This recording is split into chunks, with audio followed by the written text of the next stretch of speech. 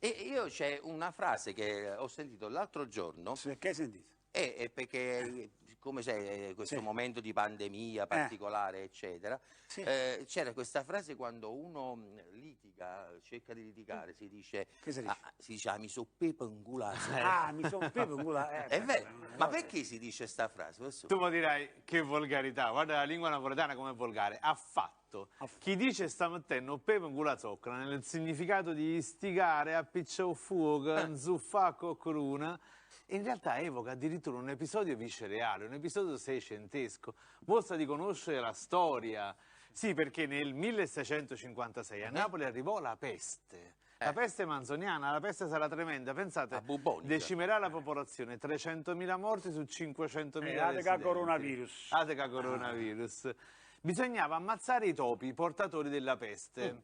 E allora fu escogitato un sistema che era in uso sui mercantili. Sapete qual era? Quello di catturare gli esemplari più grossi di topo, il succuluna, e li si addestrava l'uno contro l'altro, incattivendoli, perché si pensava che i topi grossi, una volta incattiviti e liberati nelle fogne, avrebbero essi stessi ammazzato gli altri topi. E invece? Uno dei modi per incattivire il topo era proprio mettere del pepe nel deretano della povera bestia. C'era proprio una persona addetta a questo lavoro particolare.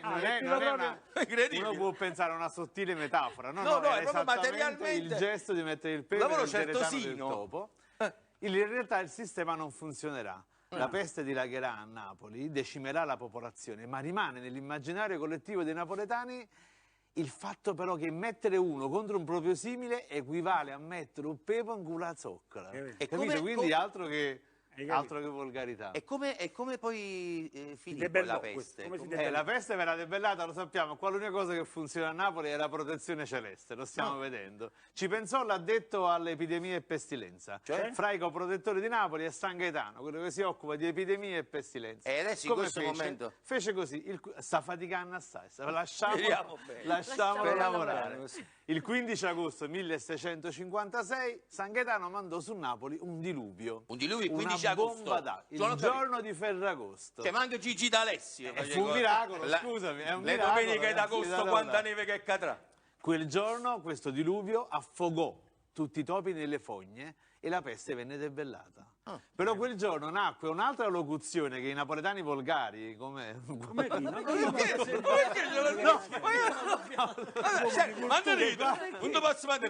uomo di cultura, qualche napoletano per indicare che qualcuno è morto affogato. Si dice ancora oggi chi l'hanno fatta a fine le zoccole. Bene, le zoccole in questione sono quelle del 1656. Questa è la lingua napoletana. Enrica, ma mi puoi fare gentilmente una presentazione degna? Perché noi lo presentiamo Ce la puoi fare questa presentazione? È una presentazione degna del professore Amedeo Colella. Mi metto in posa? Lo abbiamo solo noi a coprifuoco, il professore dei professori. Le sa tutte, Amedeo Colella. Ti è piaciuto?